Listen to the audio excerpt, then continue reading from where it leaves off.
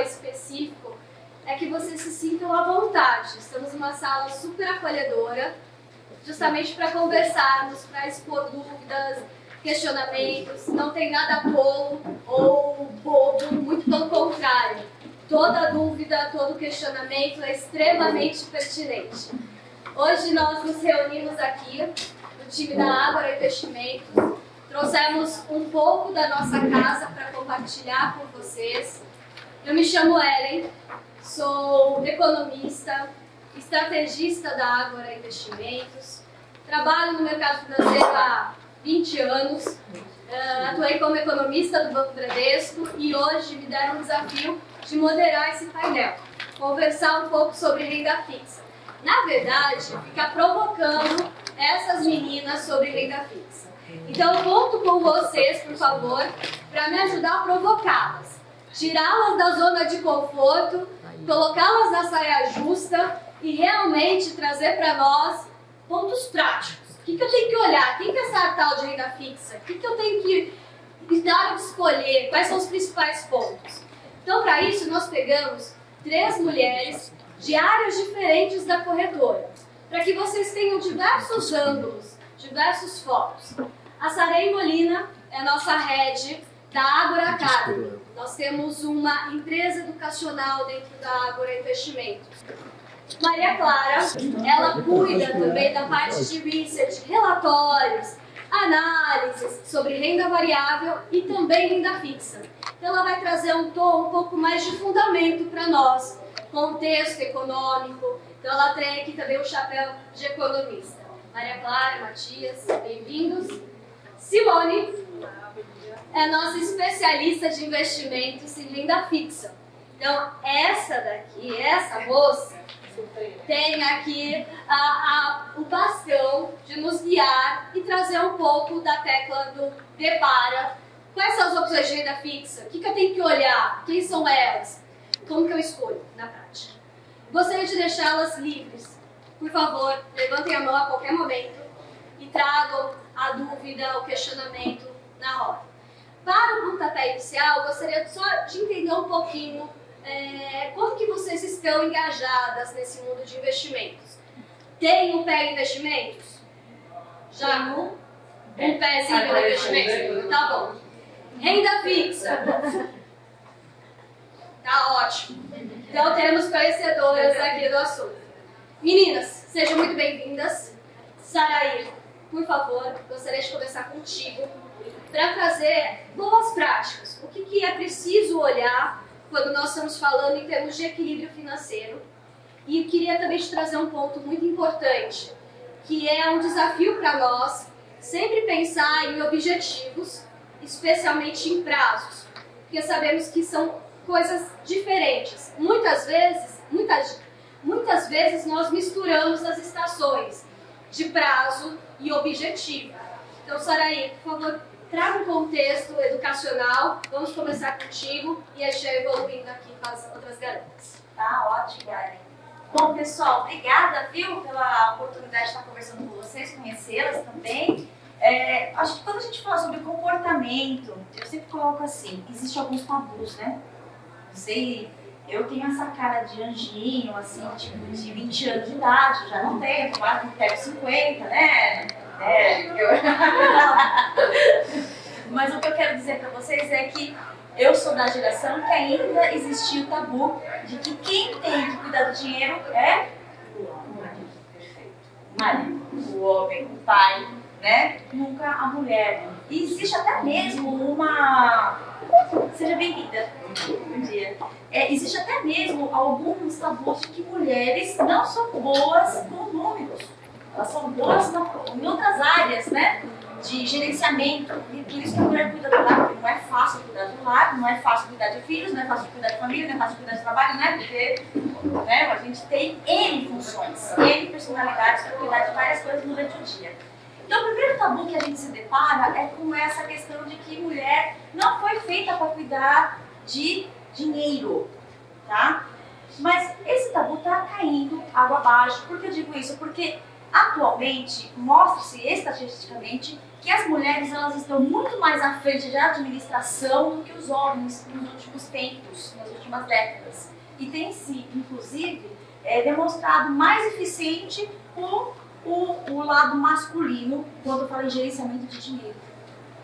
Então, isso acabou, gente. Essa questão assim que eu, infelizmente, ainda ouço minhas amigas falando lá no prédio onde eu moro, puxa vida, isso aí deixa por conta do meu marido, porque falar de investimento não é pra minha cabeça. Eu ainda ouço isso. Sabe o que eu às vezes oriento? Eu falo o seguinte: já imaginou se tudo que as suas finanças estiver na mão do seu esposo, ou, né, da pessoa que, ou companheiro, vamos colocar dessa forma, e Deus me livre, aconteça alguma coisa. Você sabe onde que estão as suas finanças? Eu já me deparei com uma educadora financeira de pessoas, de mulheres desesperadas que nem sabia que o marido tinha feito seguro de vida. E depois de um ano após o falecimento do cônjuge, ela descobriu que tinha seguro de vida e que já perdeu a validade. Entendeu, mulheres? Por isso que as mulheres têm que estar compartilhando. Não estou dizendo para vocês assumirem isso, mas compartilhe, que o esposo passe a compartilhar essas informações com vocês e tomar as decisões em conjunto. Isso é saudável. Isso não quer dizer que você quer monopolizar essa informação financeira. Ao contrário. Mas que é importante você ter o amor como família, de que ambos, parceiro, né? Parceiro quer dizer o seguinte: par. Eu tenho que estar ao par do que está bom. E aí eu tenho a segunda opção lá, que chama-se amor e ódio. Quem ama dinheiro? Levanta a mão. Agora, quem odeia as contas? Esse é o problema, amor e ódio. Porque o dinheiro também vem consequência de contas. Porque, gente, eu trabalho para conseguir alguma coisa, né? Seja qual for o seu objetivo, eu vejo que muitas pessoas têm um relacionamento mais de ódio do que amor com o dinheiro. Por que eu tô falando da questão do ódio? Não sei se já aconteceu isso com vocês, mas alguma vez vocês já chegaram no momento de chegar o saco de cartão de crédito e nem sequer querer abri-lo? E fica um relacionamento de ódio. Que a gente vai falar do outro ponto, que é qual é a minha perspectiva que eu tenho ao lidar com as minhas finanças, né, com o meu dinheiro. Porque nós trabalhamos para adquirir dinheiro. Porém, eu tenho que fazer o contrário. Minha mãe sempre me ensinou uma coisa: eu tenho que fazer dinheiro trabalhar para mim. Como é que eu faço isso? Porque senão a gente vai ter um relacionamento de escravidão, tá? Quando vocês, por acaso, vocês aqui, já se deram um trabalho, e é trabalho mesmo, fazer pelo menos uma experiência na vida de vocês, hoje eu vou pegar e vou anotar tudo que eu estou gastando desde a hora que eu acordo. Então tá, quando vocês, eu fiz faculdade de economia, né? E lá foi feito esse desafio na sala de aula, de a gente anotar tudo e planilhar tudo que a gente gastava, desde a malinha, chiclete, cafezinho. A outra opção, que eu vou fazer um outro desafio aqui pra vocês: quem já foi no mercado com uma lista pronta e voltou com outros objetos? É impossível, sabe por quê? Porque eu vou naquele canto que tá escrito assim, promoção. Gente, planejamento financeiro.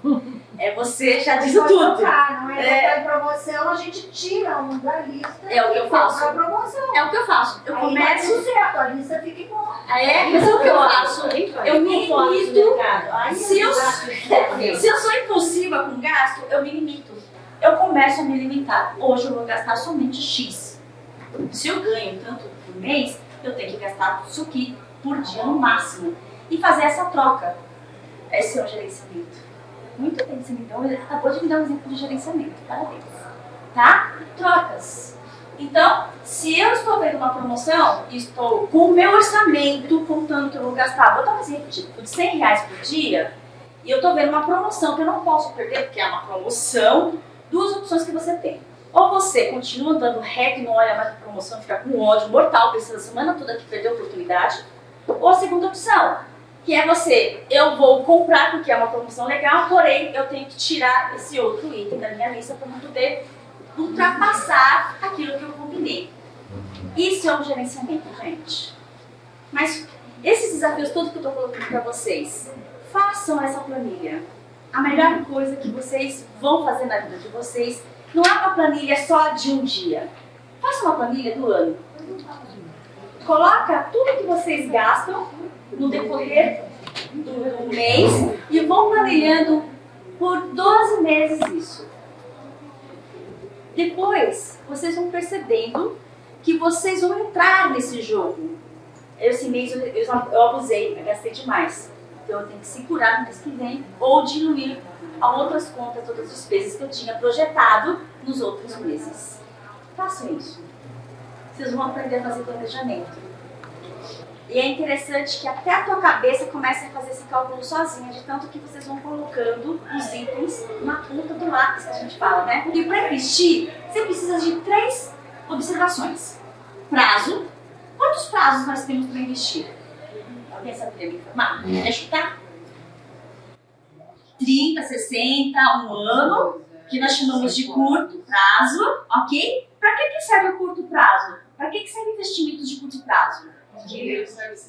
Perfeito! O que a gente chama de emergência. E essa emergência não é de 30 dias, essa emergência é para investimentos que a gente possa deixar por 12 meses ou até 2 aninhos. Isso é recurso de emergência. Eu preciso agora, porque a gente não sabe. Quebrou uma parte do carro, bati o carro, ou então eu preciso de uma despesa extra, eu preciso de um recurso para sacar o dinheiro e aí chamamos de investimento de curto prazo, tá bom? O objetivo é para emergência. E o terceiro item é o perfil. Normalmente, o investimento de curto prazo é para pessoas que se chamam conservadoras. Aliás, deixa eu fazer uma teste aqui. Quantos tipos de perfis de investidores existem nesse mundo? 3 tipos. Conservadora, moderada e agressiva. Meu marido fez outro dia um perfil de investidor num banco e aí ele falou assim, eu não gostei da resposta, por quê? Tá falando que eu sou agressiva. Eu não sou agressiva. Tá bom, mas não é isso que quer dizer. Agressivo quer dizer que eu sou uma pessoa que gosta de correr risco e moderada é meio a meio. Quem que se acha aqui meio a meio, moderado? Conservadora. Nossa, vocês estão acostumados aí, conservadora é minoria. Agressiva. Prazos mais curtos, com o objetivo de emergência. Mesmo sendo conservadora, você pode investir em outros itens que exijam prazos maiores.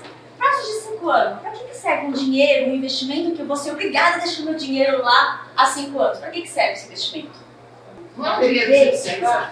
Não é o dinheiro que eu preciso, é um ato de poupar e forçar a não gastar aquele dinheiro, ok? O objetivo para o médio prazo de 5 anos é ter retorno maior, eu não preciso desse recurso, vou procurar ganhar mais e vou ter um objetivo. Qual é o objetivo?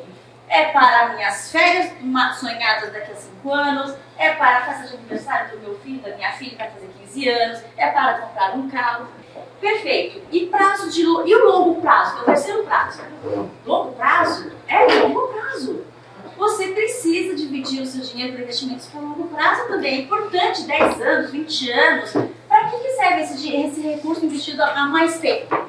Com o objetivo, eu preciso de um pé de meia. A gente não sabe até quando a gente vai viver, né? E precisa deixar para a nossa geração, para os filhos, para os nossos entes queridos. É isso. Sim, é pensar nisso, galera. Expectativa de vida ainda bem, só aumenta. Só aumenta. Bem, olha, vocês passaram com nota 10, todas vocês. Maravilhosas. Em alguns investimentos, até acima de 5 anos, você já começa a considerar mais um olhar de longo prazo. Curto prazo, tem o curtíssimo prazo, que é aquele de 30, 60, 90 dias. Curto prazo dá para arriscar entre 6 a 1 ano. Médio prazo de 1 ano até 5 anos e longo prazo acima de 5. Estarei obrigada por esse pontapé inicial. Por que isso? Porque é importante nós termos consciência, na hora de investir, separar a nossa reserva de emergência do nosso investimento. E para essas duas figuras, nós podemos contar com a renda fixa. Mas eu vou ter que respeitar, primeiro ponto inicial, o prazo. Um outro ponto importante para nós levarmos aqui para o próximo passo. Contexto econômico. Eita, vai falar economia, né? Já dá aquela paura. É importante. Porque a economia nos dará a base para começar a avaliar o investimento. Temos uma taxa básica de juros, a famosa Selic, certo? Então, esse é o pontapé inicial para quando eu me deparar com o investimento, avaliar se aquele investimento pode ou não ser rentável. É olhar qual que é a taxa básica de juros. É o investimento que está me dando a taxa básica de juros? Já é alguma coisa. Não, está dando muito acima, está dando 5 vezes a taxa básica de juros.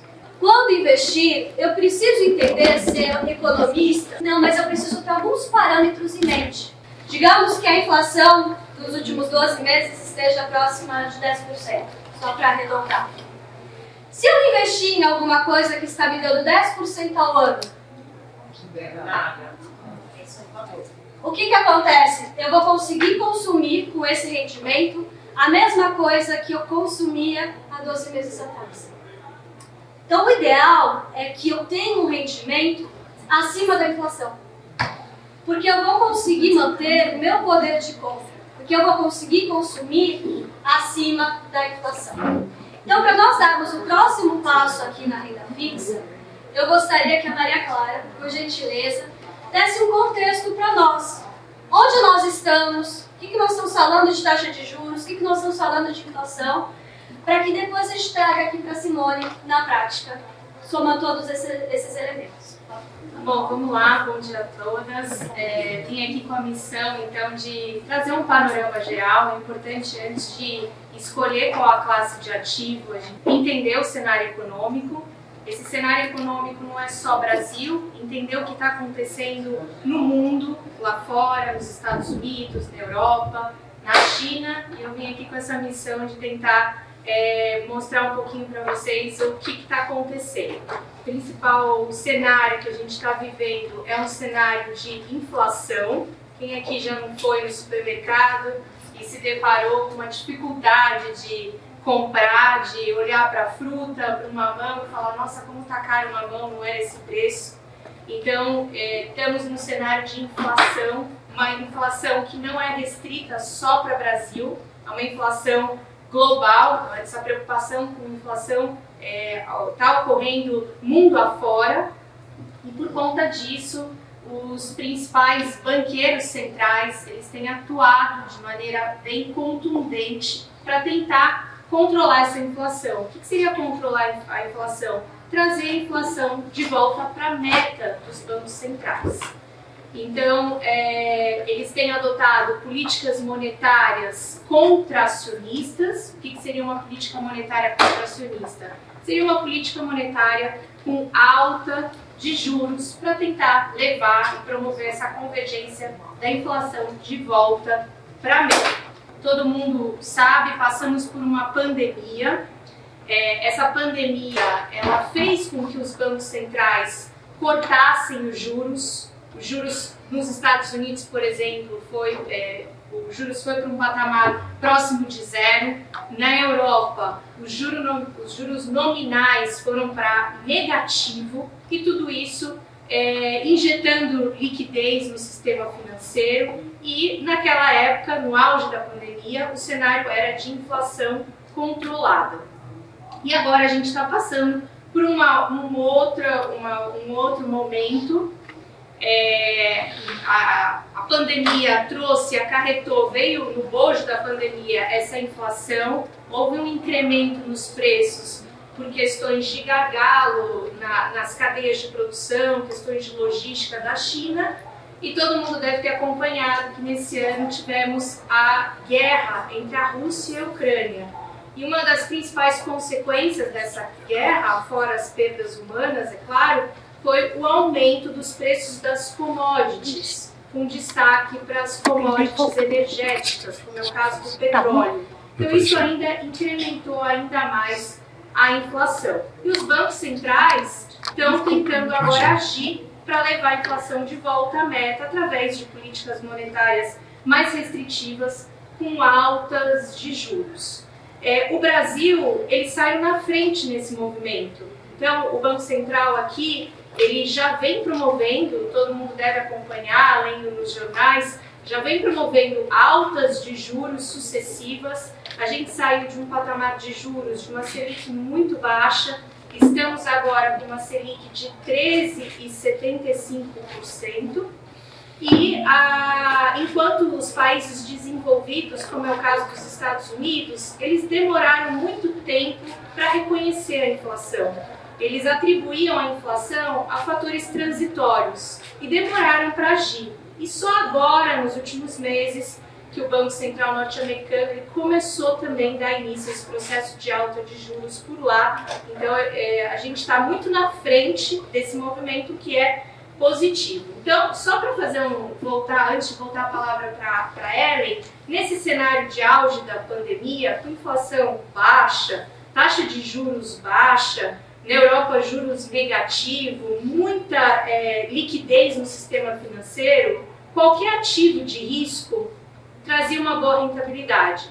Seja qual for na época, qual que era esse ativo, se era investir em Ambev, investir em Petrobras, em Vale, por uma questão de custo de oportunidade, você tinha uma boa rentabilidade. E agora, num cenário de inflação elevada, num cenário que os bancos centrais estão subindo juros, num cenário que estão os bancos centrais enxugando a liquidez, e agora a gente está passando por esse novo momento que é taxa de juros mais alta, bancos centrais subindo, fazendo esse movimento contracionista, inflação descontrolada e dado nossa Selic de 13,75%, a gente começa a ver oportunidades na renda fixa. E aí, só antes de voltar a palavra para você, Ellen, semana que vem vai ser uma semana bem importante. A gente vai ter decisão de política monetária aqui no Brasil,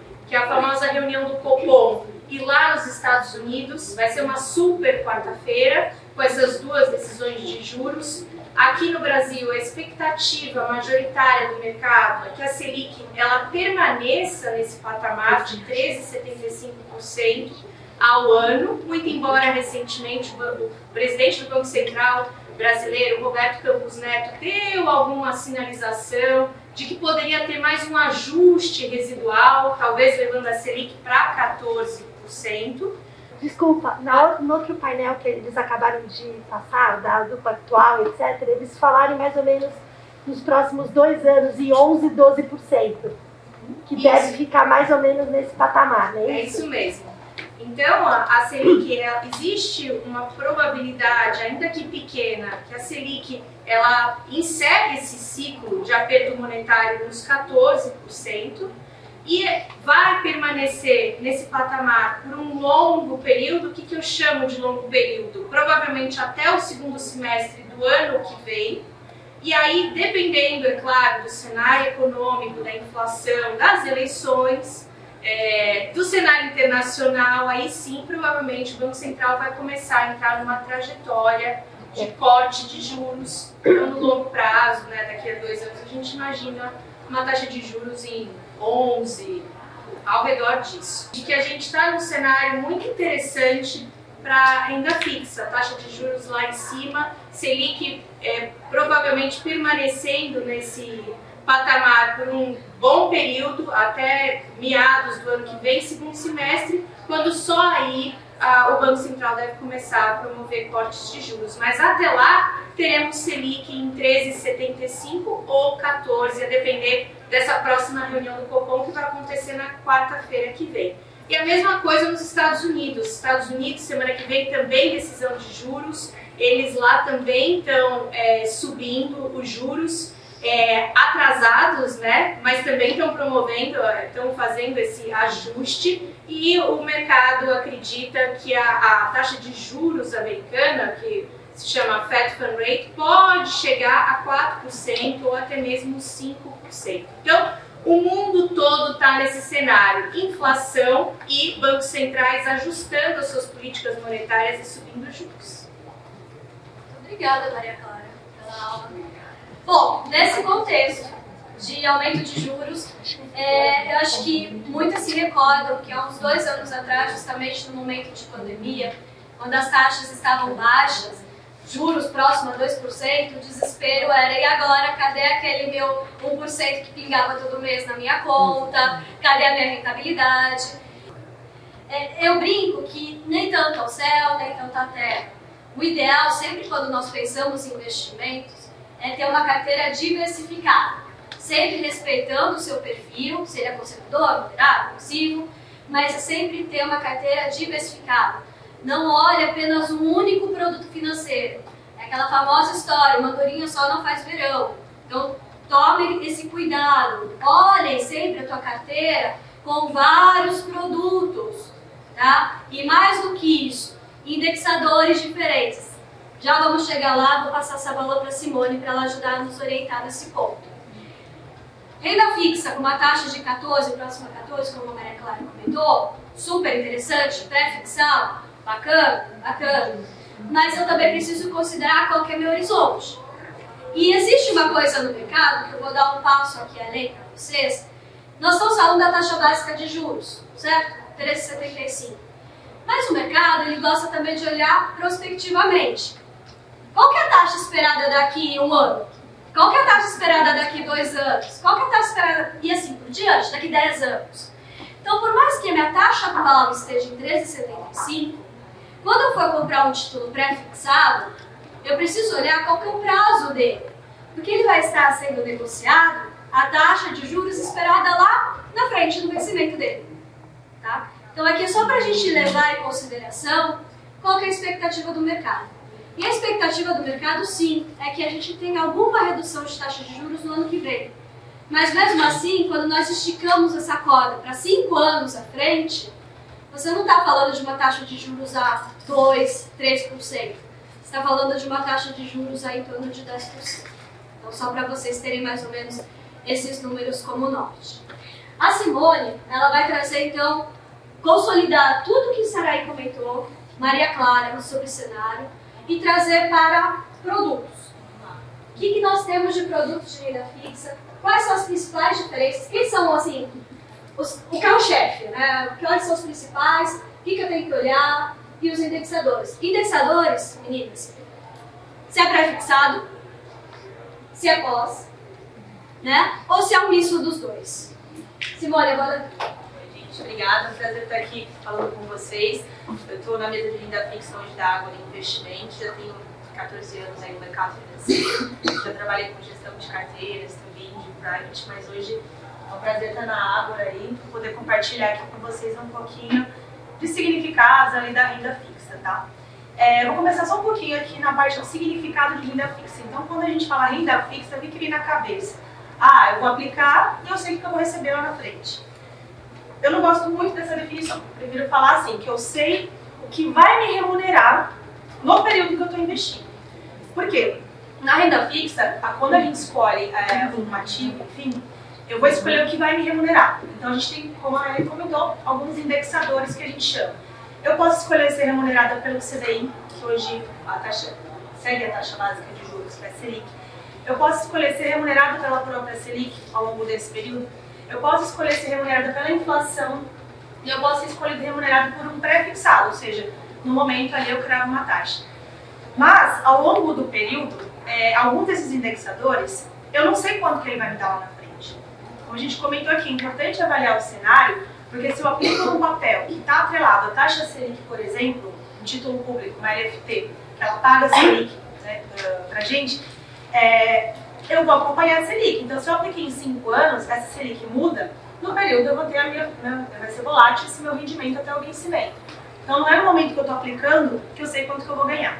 Então, apesar de falar em renda fixa, eu sei o que vai me remunerar, mas não exatamente, em todos os casos, eu vou ter ali o quanto que eu vou receber. De alguns indexadores, e eu escolhi 3. Tem vários indexadores no mercado, mas a gente não vai ficar falando de todos aqui, porque senão a gente vai acabar estendendo o tempo, tá? Então eu selecionei 3 indexadores, que são os mais comuns hoje e que deve chover de proposta aí para vocês o tempo todo e vocês veem bastante frequência. Então, o primeiro deles é o queridinho dos brasileiros, é o CDI, é muito conhecido. A gente fala que é o pós-fixado. O que é CDI? O CDI ele significa Certificado de Depósito Interbancário. Então, só para contextualizar um pouquinho, da onde que surge essa taxa? No final do dia, todos os bancos eles precisam zerar o caixa, tá? Isso é uma norma do Banco Central. Então, no final do dia, de acordo com as operações de cada banco, tem banco que fica com saldo negativo. O que ele tem que fazer? Tem que pedir empréstimo para um outro banco. Então, entre os bancos, no final de todo dia, existe essa conexão, esse empréstimo entre um e outro, tá? Qual a taxa que eles usam para negociar esses empréstimos? É uma taxa que vai ser próxima à taxa que remunera o dinheiro brasileiro, que é a Selic, como a Ana Clara trouxe aqui pra gente. Só que eu não vou pagar exatamente Selic, né? O banco ali está emprestando, quer ganhar um pouquinho em cima disso, então eles acabam remunerando um pouquinho menos ali entre um e outro para ganhar essa questão do spread. E aí surge esse CDI, né? Certificado de Depósito Interbancário. Então é uma taxa que ela acompanha muito a Selic, ela é muito próxima. Hoje, por exemplo, está 13,75 a nossa Selic, que é a taxa de juros do Brasil. Para ter uma ideia, o CDI está em 13,65. Normalmente ele fica 0,10, 0,15 abaixo ali, tá? Em média. Não é uma regra, mas um pouquinho abaixo da taxa Selic, só para vocês terem uma ideia. Mas ele sempre vai acompanhar. Então, o que quer dizer? Pegando o contexto da Maria Clara, taxa de juros subiu, perspectiva de alta, poxa, o CDI vai me entregar um prêmio bacana. Se eu pegar um papel que me remunera 100% desse CDI, no período que eu estiver aplicando, eu vou pegar essa alta de juros, então eu vou ser remunerado legal. Se eu tiver no cenário que os juros está caindo, como a gente comentou ali, no próximo ano começar uma tendência de queda. Mas é uma dúvida que eu tenho que eu não consigo entender direito. Se você tem 100% do CDI, não é? Vai dar uma taxa de 13, vai dar tipo 0,10 além disso. Com a inflação, o que de fato esse 120, 130 do CDI representa? Tu entende? Porque eu sempre acho que o IPCA mais é muito melhor, porque eu não entendo, estou sendo muito honesta com você, eu não entendo essa diferença e o que isso me representa de ganho de fato. Que tem a questão dos impostos também. Né? Exato. Então, se você tem a ICI, não tem imposto, você tem a CDI. Então, para você calcular, pra gente, eu acho que é um pouco mais difícil. E tem a inflação também, né? Então, quanto sobra também disso tudo? Tipo, o que vale a pena hoje a gente investir? Você liga lá na Ágora, por exemplo, você pegar um pré-fixado de 14, de 15, numa LCI seria ótimo. Um CDI de 110, 120, talvez seria melhor se você considerar o imposto. Quanto uma LCI valeria no CDI, por exemplo, entendeu? Tá. Ou, por exemplo, o que ela falou, o X mais inflação. Então, vamos lá. Será que é uma boa? Será que não é? Eu me perco. Só para entender um pouquinho, tá? Assim, se eu falar em CDI ou pré-fixado, por exemplo, eu não tenho ali naquele indexador a correção da inflação do período, tá? Mas, obviamente, como até a própria comentou aqui, a gente precisa pensar nessa correção também para nossa carteira por conta de corroer nosso patrimônio e tudo mais. E nós temos papéis, como ela comentou, que são atrelados à inflação. Então, paga a inflação e, normalmente, acima da inflação. Normalmente, a inflação mais um juro real. Você sempre paga mais alguma coisa. Ah, Simone, então, peraí, é sempre legal colocar tudo nessa inflação para eu corrigir todo o meu investimento? Não necessariamente. Porque cada indexador ele tem o seu objetivo. Hoje, por exemplo, a gente tem um cenário que a inflação está declinando, ela está caindo, né? E um cenário que a gente tem juros altos. Então, a gente acaba abrindo algumas oportunidades, hoje, se eu olhar, taxas pré-fixadas de 13%, 14%, que está ganhando ali um prêmio interessante acima da inflação quando eu desconto essa inflação na conta do pré, tá? Então, não é que, vou colocar tudo em inflação porque pelo período é melhor para eu corrigir meu dinheiro. O certo é diversificar, porque o mercado muda muito. Em 5 anos, se a gente for olhar o que virou de juros e de inflação no Brasil, a gente saiu de 3% para 13%. Então, se eu tivesse um papel atrelado ao CDI lá atrás, eu teria ganhado toda essa remuneração. Eu estava pegando esse prêmio. Aí eu tenho inflação negativa agora, 2 meses seguidos, inflação negativa. Pô, se eu estou na inflação, eu estou perdendo agora, um pouquinho. Né? Você vê o capital lá que está reduzindo um pouquinho. Então não vale a pena? Não, o mundo muda constantemente. Então não é concentrar o investimento tudo em uma coisa só, porque a inflação protege o capital. Mas aproveitar a oportunidade de momento. Então, como a gente comentou, a taxa de juros estava subindo, valia a pena colocar alguma coisinha ali no CDI, mas eu vou colocar tudo em CDI porque está subindo? Não, porque eu tenho que pensar que num período longo eu posso ter uma inflação volátil também, essa inflação pode corroer parte do patrimônio em algum dado momento. Agora o pré está valendo a pena, sei lá, a gente compra papéis aí de 1, 2 anos pagando 13%, 14% ao ano. Se eu descontar a inflação disso, eu tenho um prêmio bacana. Mas, e aí, depois da eleição, quem vai entrar no governo? O governo vai conseguir conter o fiscal aqui no Brasil? O risco vai aumentar muito? Esses juros vai subir para 16, 17? A gente não é a previsão do mercado, mas a gente sabe que não pode cravar, existem perspectivas. Então, existem remuneração, é o que a Alguma comentou, Simone, 100% do CDI hoje protege contra a inflação? O CDI hoje está 13,65, mais ou menos como eu comentei. Se eu tiver um papel que é isento, sem considerar o imposto de renda, eu estou falando que eu tenho 13,65 ali de retorno. Então, se a inflação vai cair, a gente comprar um papel que esteja, como ela falou, atrelado à inflação, eu acho que é um risco, né? Porque você sabe que daqui 1, 2 anos ele vai cair. Se você pensar que os juros vão cair, se você atrelar o CDI também, então eu acho que talvez, não sei, né? Talvez uma LCI ou uma LCA pré-fixada seja uma taxa boa, seria o melhor, assim, para diversificando, né? Mas a situação hoje, onde eu poderia investir hoje, quem é um pequeno investidor, talvez. Depende do prazo, como ele comentou. Se você pensar em 1, 2 anos, o que você faz, né? 1, 2 anos tá bacana. Se eu pegar um papel de 1, 2 anos para pré-fixado, por exemplo, hoje eu encontro bastante oportunidade ali, acima de 13%, que é a taxa de juros, né? Tem 14% também. Mas é sempre bom a gente avaliar o risco também, tá? Você encontra papéis, eu já vi papéis pagando 2 anos 20% de um banco. Quem que é esse banco? Então a gente vê o risco do banco. Tem que ser rating A. Entendeu? Então assim, vai ter oportunidade que você vai falar, nossa, que legal essa taxa, bacana. Mas qual é o risco? Eu consigo suportar esse risco? Se eu perder esse capital, pra mim, sim, vai fazer alguma diferença? Vai, eu acho que ninguém quer perder dinheiro. Mas assim, se eu perder, é a única coisa que eu tenho ali na minha vida, então a gente tem que pensar também no momento de blindar um pouquinho o teu patrimônio, uma parte dele, né, tem a questão da reserva de emergência também, para a gente não ficar suscetível a esses riscos. Então, não dá para eu falar, olha, hoje vale a pena o pré 13, 14, 2 anos, vou colocar todo o meu dinheiro ali, entendeu? E de repente acontece alguma coisa no mercado, a gente tem eleição agora em outubro, né? Então, tá muito duvidoso ainda, muita coisa. Isso pode maravilhoso de 10 pontos, sei lá quanto, enquanto estava lindo. Aí, de repente, o juro era 13, esse pré ficou e eu estava lá presa nele. Exato. Então, eu acho que é muito complicado, muito complicado.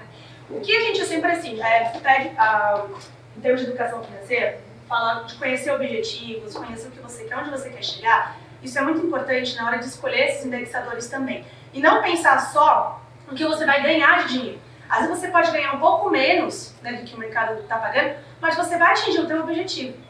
Aqui no CDI, aqui eu vou mostrando como que é mostrado, para quem não conhece, então você vê investimentos 98% do CDI, 100% do CDI, tem 200% do CDI, né, que a gente ouviu falar bastante aí na mídia. Normalmente são prazos bem curtinhos que eles oferecem, e alguns produtos que vocês podem procurar que tem, CDBs, LCAs, LCIs. Aqui é o que a Sara comentou aqui com a gente. A gente tem o pré, por exemplo, o pré-fixado, eu quero ter uma previsibilidade de quanto eu vou ganhar lá na frente. Então eu tenho já chave no apartamento, eu tenho um filho que vai entrar na faculdade em tal ano, eu preciso ter aquele dinheiro, eu não posso correr o risco de perder nem nada. Se eu fizer um pré, no momento que eu adquiro aquele investimento, eu já sei quanto que eu vou ganhar, eu consigo fazer a conta na hora. Então, independente de inflação do CDI, eu consigo prever o que vai me dar lá na frente. Entendeu? Então, depende desse meu objetivo. Se eu não preciso fixar tanto assim, mas eu quero acompanhar um pouco mais o cenário, né? Como é que tá os juros, o cenário, enfim. Você pode ir para um CDI. O CDI ele acompanha a taxa de juros no mercado. O momento que vai subir, você vai ganhar, o momento que vai cair, você vai perder, mas você vai estar muito próxima a essa volatilidade do mercado. Então, o seu risco acaba sendo até menor. Se precisar sair antes do vencimento, enfim, você acaba tendo menos risco aí para sair menos perdas de mercado. E a inflação, deixa eu passar só um pouquinho aqui no pré. Eu comentei aqui também um pouquinho com vocês, né, que a gente tem previsibilidade dos investimentos, aí aparece assim taxas fixas, né, então 12% ao ano, 14%, eu sei quanto que eu vou ganhar lá no final do investimento, e a gente tem alguns investimentos aqui também que dá para trazer esses indexadores. E para finalizar, a gente chama de juros real que é o híbrido que mescla os dois. Então aqui eu tenho o pós e tenho o pré. Normalmente, a gente traz pela inflação, que é o IPCA, tá? Mas a gente tem outros indexadores também, como eu comentei, eu não vou me estender. Mas tem papéis que pagam CDI mais alguma coisa, IGPM mais alguma coisa, tem outros tipos de indexadores. Mas o IPCA é mais comum. Aqui eu tenho um ganho acima da inflação. Então hoje, mais ou menos, IPCA mais 5, eu estou ganhando 5% acima da inflação no período do meu investimento, tá? E alguns títulos também que a gente consegue enxergar. Aí aqui, assim, vamos lá, a inflação historicamente no Brasil ela acaba sendo interessante. Então, se você pegar um papel de mais longo prazo, é bacana você ter um papel na sua carteira de inflação, porque você vai se proteger contra essa corrosão que vai ter do teu dinheiro aí no tempo, e você ainda pode aproveitar para ganhar um prêmio interessante no longo do tempo, a inflação pode te pagar isso. Mas, como eu comentei, não é algo previsível. Então, se eu não posso correr risco, se a inflação é negativa, é difícil num período longo, inflação negativa no Brasil, mas no curto a gente viu que pode acontecer. A gente está com 2 meses agora de inflação negativa. Então, quem aplicou há 2 meses atrás inflação, provavelmente está perdendo ali parte do capital. Dependendo do juros real que pegou, pode até perder o capital. Mas, o fato é, num longo prazo, historicamente falando, a inflação faz sentido para você se proteger e conseguir captar esse O que seria, recurso, então, tá? um mais X% para o longo prazo?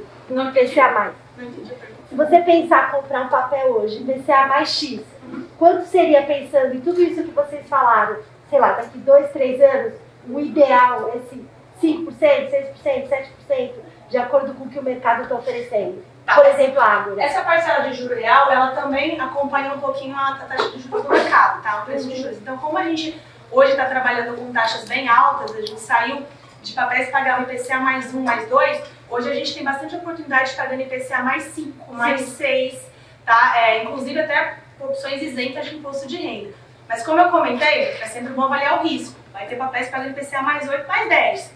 Né? Mas a gente sempre tem que avaliar o risco, quem quer aquele emissor ali para ver se faz sentido para vocês. Se o IPCA se mantiver constante, não existe, gente, pelo amor de Deus, o IPCA muda, mas só para fazer um bate aqui com vocês, vamos supor que o IPCA nesses 3 anos deu 6.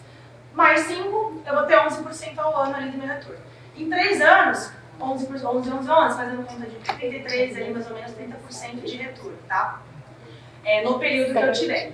Mas, eu não costumo ter esse tipo de cenário no Brasil, que é inflação negativa. Se essa inflação em 1 ano ou 2 fica negativa, é um exemplo, é um risco, tá? Você pode sim perder parte, que ela vai comer a parte do seu juro real e parte do seu capital também, tá? Existe o risco sim de você perder esse capital. Mas falando de Brasil, gente, mesma coisa, CDI também pode ficar negativo. A gente tem esse cenário, existe isso hoje no Brasil? Nunca teve. Mas a gente, tudo é arriscado. Então todo investimento tem esse risco também de ter o capital na perda, tá? Mas, olhando hoje na questão de Brasil, se você colocar num prazo um pouquinho maior, você tem o risco realmente de não ter o seu capital negativo e conseguir remunerar lá o que você contratou, tá? A marcação mercado, é isso que ela comentou. Eu apliquei por 3 anos, então o meu papel, todo dia, ele oscila porque ele vai acompanhar os preços do mercado, o que o mercado está pagando. Então eu vou ficar enxergando aquela minha posição a um preço justo de mercado, vamos dizer assim, tá? Eu não enxergo o que eu contratei efetivamente, porque se eu precisar sair antes desse vencimento, eu consigo. Alguns investimentos você consegue ter liquidez, ir lá no mercado, encontrar uma outra pessoa que queira tomar esse título de você e levar até o vencimento. Só que você vai vender o teu papel a um preço de mercado, não o que você contratou.